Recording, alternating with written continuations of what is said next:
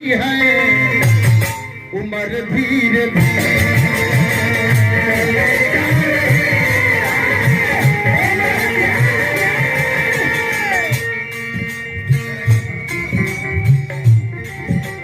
हमारा भैया जा रही है उम्र धीरे धीरे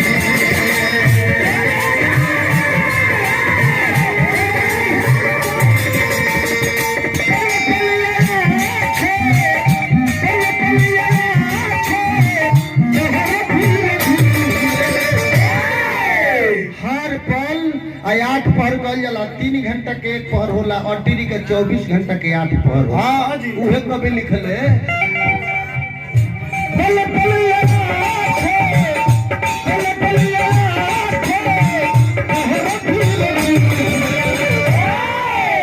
चली जा रही